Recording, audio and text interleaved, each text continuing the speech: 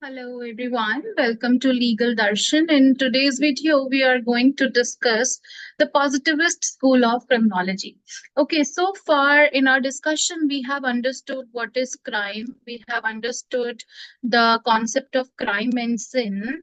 We have also understood the classical school of thought, the classical thought of criminology, right? And we have understood that how we have grown from a superstitious reality to a rational choice when it comes to causing crimes, when it comes to happening of crime, committing of crime. Okay, now we are moving towards another school of criminology, which is positivist school of criminology.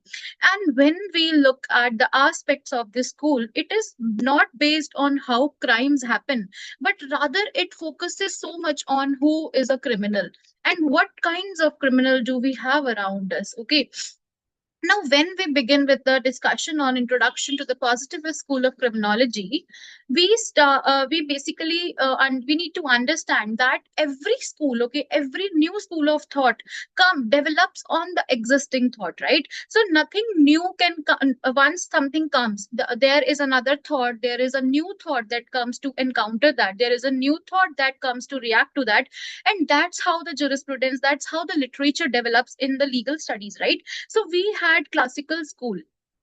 Okay, and the main focus of the classical school was free will of individuals as the causation of crime. It the basic principle of the classical school was that I commit crime because I want to do crime. It is my free will.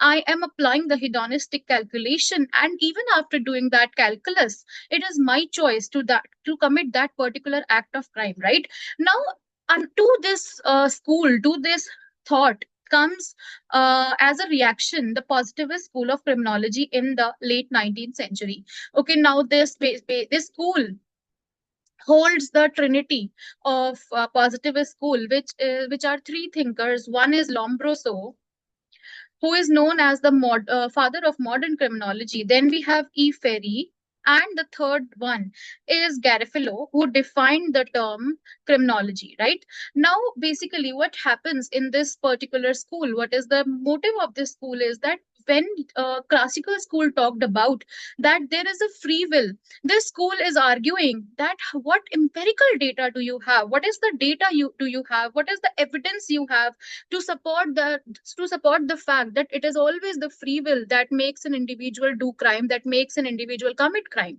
Okay, so this school is demanding scientific method and empirical evidence as a crime causation element, and it is emphasizing that scientific methods, observation, and empirical evidence are required in order to determine the causation of crime. Right now, one of the aspects that is important to understand when we are doing positivist school of criminology is that it is focusing more on a criminal rather than the crime, what kind of crime is happening and how a criminal is doing it. Okay, so if we have to define who is a criminal, okay, if we have to say who is a criminal, we often say that a criminal is a person who does crime. That is a layman answer. Okay, any person who violates the law, any person who offends the who does an offense, or who offends the security or public welfare or personal welfare of any person can be called as a criminal, right?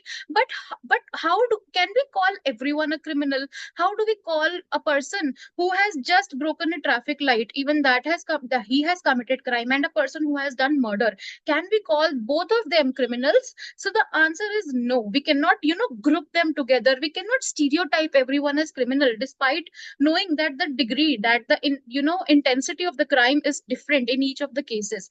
So that particular psychology, that particular thought forms the basis of positivist school of criminology. And it starts when Cesare Lombroso, okay, he as an Italian physician and Italian criminologist, and gives a study after examining 3000 more than 3000 skulls in his laboratory. Okay, now this person, he is a doctor, he is a physician, right? And Lombroso, he is also known as the father of modern criminology. So he is a doctor, he's a physician turned criminologist, and he studied more than 3000 skulls. Okay, he studied more than 3,000 skulls, and then he is introducing the concept of atavistic stigmata.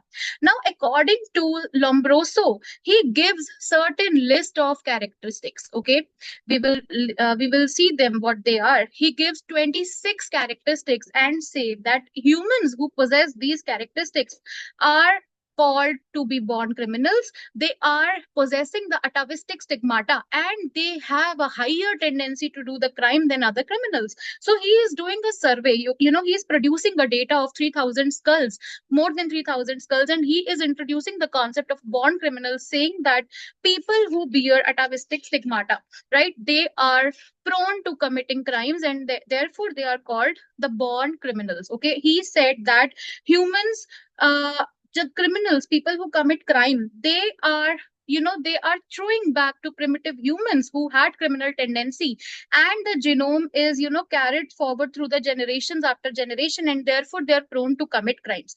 Now his work was of course criticized, but then this contribution marked a beginning in the modern criminological jurisprudence. Okay, so these were the few atavistic stigmata traits, so like long nose, okay, protruding jaws, broad forehead, round face. There were many, stigmata. There were many kind of characteristics that Lombroso is pointing out, and he is saying that people who possess these kind of traits, these kind of physical traits, they are in the nature of inherent criminals. They are born criminals. Criminal genes are inherent in them, and they are prone to commit crimes. And these people constitute 1/3 of the total criminals that we account for. Okay, so this is a claim that Lombroso is making. But apart from that, because Lombroso himself is saying that it is 1/3 of the total criminals, who are other criminals that we have to see? Okay, so according to Lombroso, he is dividing criminals into three more categories. This is not in Lombroso. Pardon me for the error. Now he is saying number one, born criminals. Another criminals he say is insane criminals. Okay, so insane criminals are people who are not conscious of the decisions they are making. Okay, so the people who are governed by mental disorders. Okay, so person who is acting on impulse, he is an insane criminal. Okay, then he is focusing on criminals by passion. Okay, so these are those people who are generally not criminals, but they are driven by passion. Okay, so for example, passionate criminals. For example, sometimes we encounter the incidences like, in if a person is not able to pursue another person, they do an acid attack on them, or they harass them, or they sometimes also murder them. So these are the crimes that are driven by passion, driven by emotions like love, hate, jealousy. And that is, Lombroso is characterizing those criminals as passionate criminals, right? And then he says, okay, apart from them, there are occasional criminals, who are committing crimes because of environment or the opportunity around them, but inherently they are not criminals. They are just doing the crimes because the environment, the stimuli around them is encouraging them, or is providing them nuances, is providing them circumstances to do those crimes, right? Now, these are the characteristics of theories given by Lombroso. He is dividing criminal into four types, saying that no, it is not the free will, but rather these particular traits, physical traits or mental traits or emotional traits, that drives a human to become a criminal, and thus he commits a crime. So his theory is focusing on born criminality. Okay, he's focusing on majorly born criminals having atavistic stigmata. Now, when we come to Lombroso, because the thought ends here in brief, the first thing is that he totally ignored free will in his concept. Okay, he is saying that a person is only committing crime because either he is insane, or he is a born criminal, or he is a criminaloid, occasional criminal. He is doing a crime because of the occasion, or he is doing a crime by passion. But he does not takes into account other crimes, like a person doing defamation, a person doing minor crimes like intimidation, etc. Okay, so he totally ignores free will in his theory. That comes out as one of his criticism. And also he ignores the socio-economic or biologic, or pardon me, geographical factors. All he takes into account is biological factors, right? How the atavistic stigmata is coming into existence. Okay, later on, because Lombroso faced criticism, he developed his theory. He added an addendum to his theory and included social factors also, but in his basic theory these were not included. Right now, this theory is also criticized on the ground that it promotes physical stereotyping, it promotes racism, because even today that is being carried out. Even if today we see somebody having atavistic stigmata traits, we do form a perception that this person could be a criminal, or we need to protect ourselves from this person. So that is essentially racist in nature. The theory comes out as essentially racist in nature, and therefore might lead into adverse consequences. Rather than defining criminals, it might lead into stereotyping or marginalization of certain people. Then it fails to explain lower women criminality. Now, these traits he is mentioning: long forearms, broad forehead, protruding jaws, long nose, pointed nose, can these not be found in women? Then how does this theory explains lower women criminality? It doesn't. Okay, it does not touch upon that. So that comes out as one of the criticism that Lombroso faces, and he is criticized by his successor, of course, Enrico Ferri, who is the second person, who is the second jurist that we are going to study in the positivist school of criminological thought. Okay, now, E. Ferry, so he later on, Lombroso modified his theory. He worked on other grounds like geography, climate, marriage, how all of these things, contribute to crime. But then it comes out as a later part, right? Now, coming to Enrico Ferri, okay, Enrico Ferri is focusing on born criminal. He's not denying any of the typology that, Lombroso has set down, but he says that there should be a multi-factor approach that needs to be taken into account when we ascertain what kind of person, what kind of criminals are out there. Okay, so he included biological, physical, social element, also geographical, anthropological element. Now, it is Enrico Ferri whose theory aligns most in among the positivist thinkers with the modern criminological thought that we are, moving towards when we, progress in these videos. Okay, now what happens? Okay, so let's come to Enrico Ferri. Enrico Ferri says that, okay, I agree with Lombroso. Whatever Lombroso has said, it's fine. Okay, there can be, there can be born criminals, there can be passionate criminals, there can be criminals who are criminaloids, who are occasional criminals, there can be insane criminals. But he says that what about the criminals who do recidivism, who repeat the crimes? How do we treat them? So he added one more class of criminal. Four were same as the Lombroso, but he adds one more class of criminals, calling it habitual criminal, people who tend to do crime again and again, who show persistent behavior again and again. Okay, now basically he says that habitual criminals, they also show atavistic stigmata, they also show atavistic tendency, they're also influenced by their emotional, economical, or social state. But they they are also they are also repeating crimes, and they need to be characterized differently, and they need to be treated differently. Because why are we studying typology of criminals is ultimately to how to treat them or how to punish them, right? Otherwise there is no use of studying why crime is happening, why we are classifying criminals. Okay, so how do we reform them, how do we penalize them? That is the whole objective of why we are carrying out this study. Now he says that there can be criminals due to congenital reasons.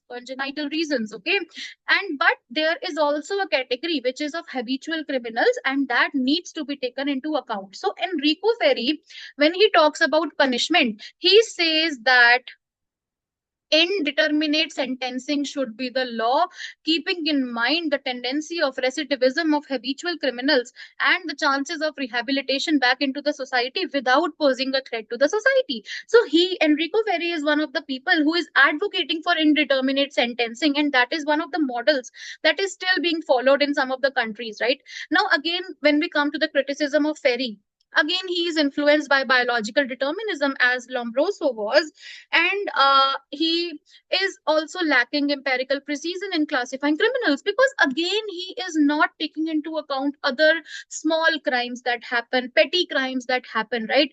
And when we look at Lombroso, we are going back to Lombroso while criticizing Ferri also, because Ferri is basing his theory on Lombroso only. If you look at Lombroso has taken a sample size of 3,000 plus skulls, okay? And the region is limited to his study, his laboratory. So how does this particular sample size accounts for the population all across the globe? So that one lacuna comes when we are talking of sample size. People who are pursuing masters, or who are into research, they might know when I'm talking about sample size, when I'm talking of empirical precision, because it's not certain that the data you have taken, that the sample set you have taken is capable of exhibiting the whole population, okay? Because we have multiple nations. India, we have, pardon me, the world, it is divided into a lot of countries, a lot of continents, and not everyone can reach the lab in which Lombroso was working in, right?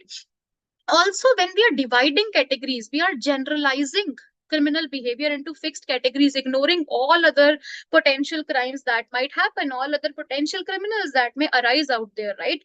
Now, coming on to Garofalo, okay, the third thinker in the trinity of positivist school, he gave the term criminology, okay? Now he is drawing us back to the natural school. He is drawing us back to the morals. He's drawing us back to the probity. Okay, he says that crime is a violation of natural moral sentiments, pity and probity. Pity is, you take pity of somebody, taras karna or daya karna, and probity is having a sound moral compass. Okay, you are honest, you are decent, you are having a very sound moral compass, that will be called as you possess probity. Okay, so Garofalo says that once you are violating natural moral sentiments, that is the sentiments of pity and probity, you are committing a crime. Okay, so he is proposing a typology that is rooted in moral psychology and social defense. And again, he is also talking of individualized sentencing depending on how a person is committing crime. Okay, now he says that criminals can be grouped on the basis of how they are morally brought up, what is the likelihood of them reoffending, and their ability or amenability to reform.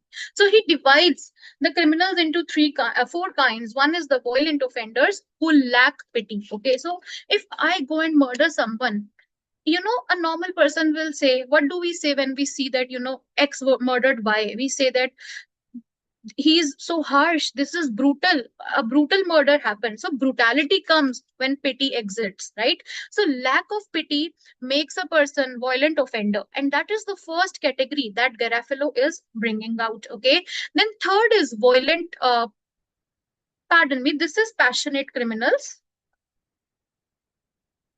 Okay, second is passionate criminals, people who are acting on strong emotions. Okay, people who are acting on strong emotions, people who are acting out of emotions, for example, love, for example, hate, for example, jealousy, right? So these are known as violent criminals. Okay, so we also call these violent offenders endemic offenders.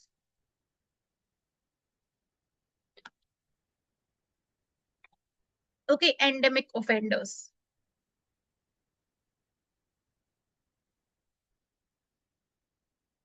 Yeah. Then comes the third one, people who lack probity or honesty. Okay, so these are criminals who are deficient in probity or honesty, who are not having a sound moral compass, or who are dishonest. For example, somebody who is doing robbery, somebody who is doing a theft, that will be falling under the criminal who is deficient in probity. Then comes the lascivious or the lustful criminals who are driven by immoral or deviant sexual instincts. Okay, now these violent criminals, okay, so passionate criminals or violent criminals, these people can also be influenced by uh, you know by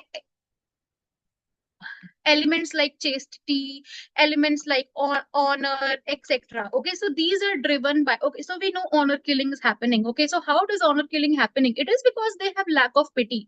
Okay, so these particular criminals who lack pity, who lack considering somebody else, that may lead into being them violent criminals. And it maybe chastity, maybe honor can be a reason for them doing so, right? So this is the discussion on the three thinkers of the positivist school of thought. The criticism of Garofalo is that he focuses so much on moral sentiments. He takes us back to the natural school, and also he more or less he does not appreciate that there can be economic influences that can lead to happening of crime. Okay, because he is also, if we see, he is also dividing the criminals into four categories, making fixed categorization, and again ignoring a majority of crime that may happen apart from these particular categories, right? So this is it for the positivist school of thought. And in our next video, we will be moving towards psychodynamic, psychoanalytical theory of discussion given by Sigmund Freud. We will be moving to Sutherland. We will be discussing another economic Marxist school in the upcoming sessions. Please stay tuned with Legal Darshan. For any feedback, any criticism, any constructive information feedback, you may write down to us in the comment box below, or you may mail to us at legaldarshan@gmail.com. Thank you for watching. Have a great day.